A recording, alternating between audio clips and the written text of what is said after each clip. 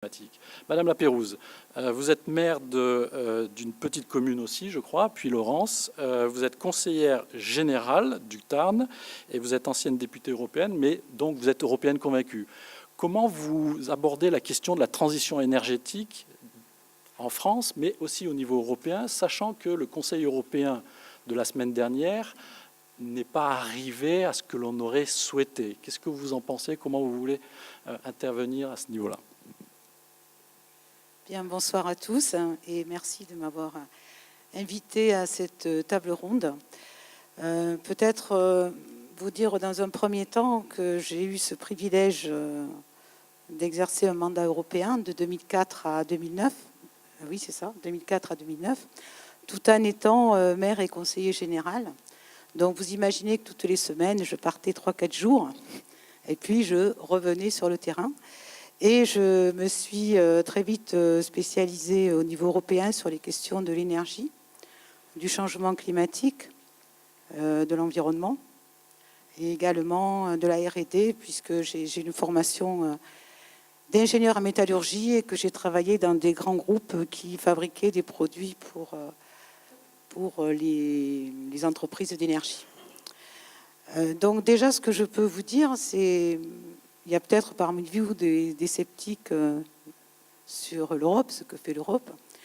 Mais bon, à Toulouse, on connaît l'aéronautique, on connaît le spatial, on a ce rayonnement européen à Toulouse de par ces magnifiques activités.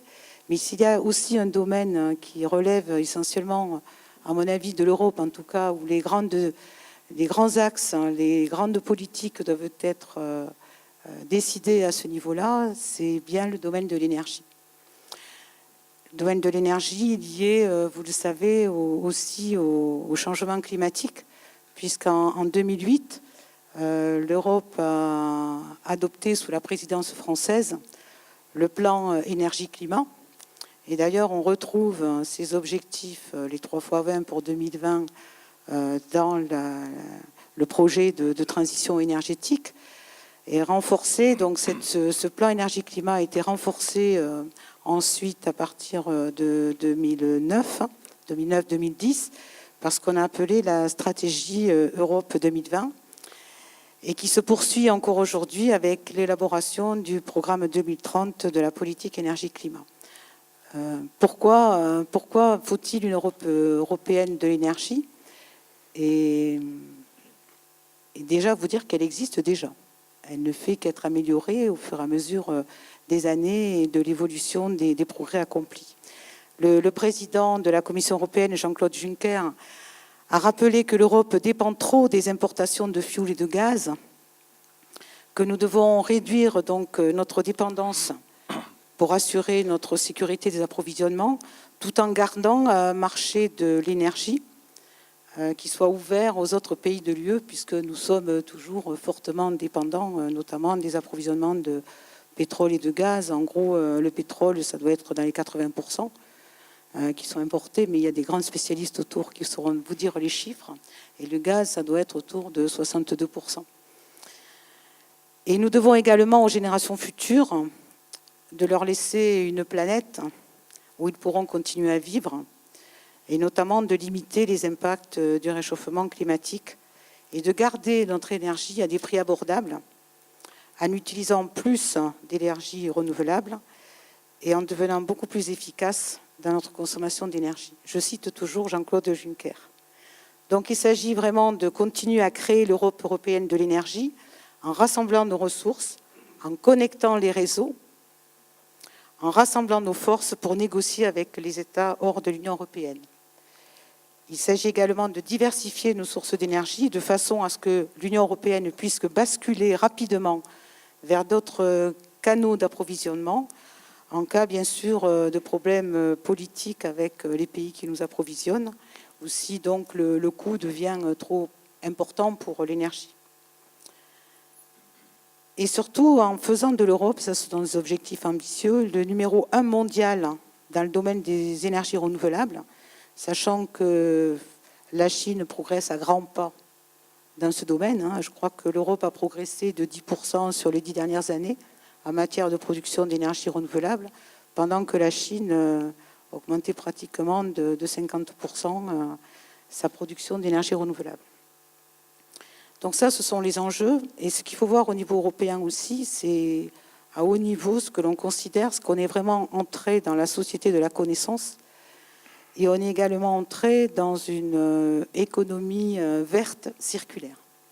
Et ça, je peux vous assurer que c'est un concept qui fait son chemin, notamment dans l'élaboration des programmes de recherche et de développement qui sont financés par l'Union européenne, dont je suppose que votre établissement ici en bénéficie largement, et qui sont là pour créer l'espace européen de la recherche. Aujourd'hui, non seulement on est dans la recherche fondamentale, on poursuit le développement technologique, on encourage les innovations, mais surtout pour aboutir à ces espaces, à cette économie verte circulaire, on est en train d'introduire les sciences sociales, puisqu'il y a aussi un problème comportemental. Alors vous me direz, tout ceci est loin effectivement de la gestion d'un village de Puylaurens de 3400 habitants. Eh bien, moi je m'efforce de mettre en application sur le terrain tout ce que j'ai défendu au niveau européen, et sachant que à la fois mes convictions européennes ont été renforcées par cette formidable expérience, mais aussi parce que je suis convaincue que c'est comme cela que l'Europe continuera à assurer le bien-être de ses concitoyens, et parce qu'elle a aussi une histoire, si vous voulez, qui nous permet aujourd'hui de dire que nous sommes là pour créer une nouvelle société. On est rentré dans un nouveau mode de société. On le voit au niveau des différents comportements. Bon, malheureusement, il y a des événements tragiques qui nous interrogent quand même sur le rôle des politiques, ce que l'on a apporté.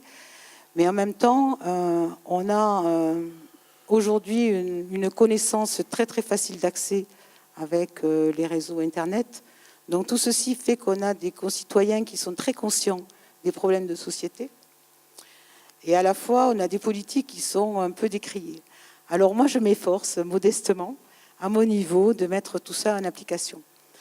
Alors concrètement, nous avons réalisé par exemple une salle des sports à énergie positive.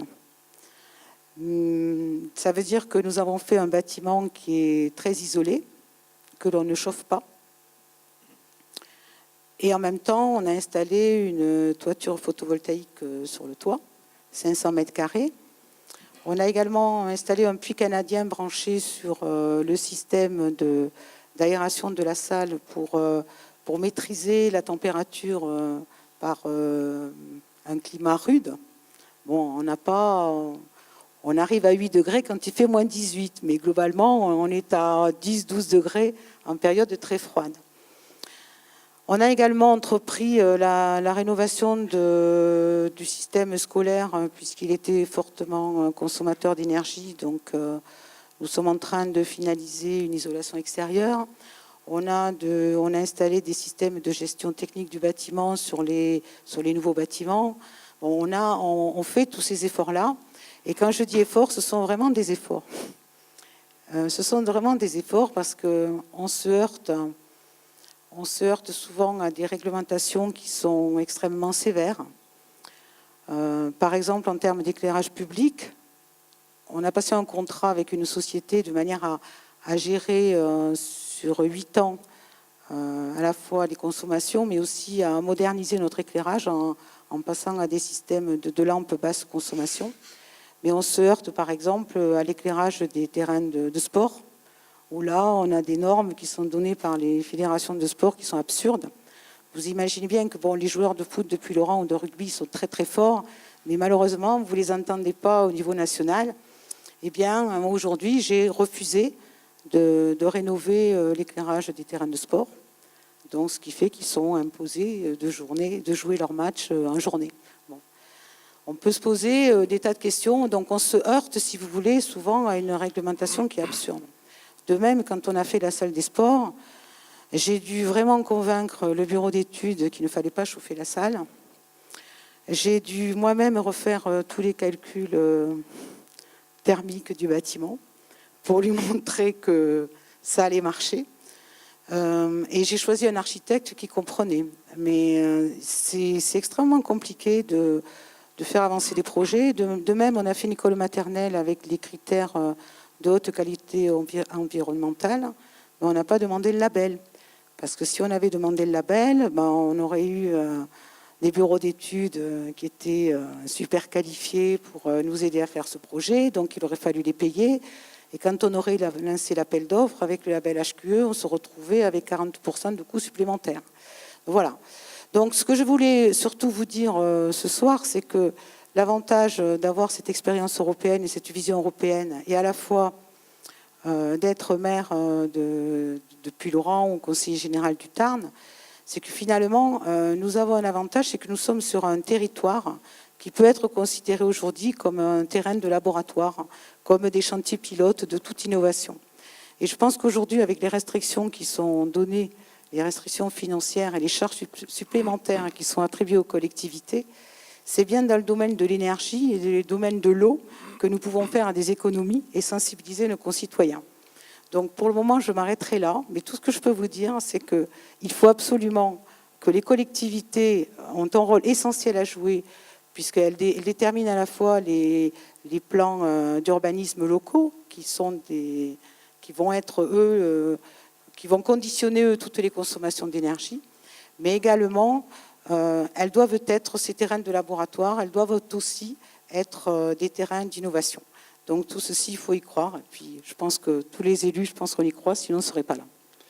Merci infiniment d'avoir réussi à la fois à donner des exemples concrets, parce que souvent on parle de transition énergétique. Moi, je ne suis pas un spécialiste de l'énergie, et avoir des exemples concrets tels que vous les avez mentionnés permettent de mieux comprendre le rôle de la pédagogie, enfin ce qu'on doit faire au quotidien.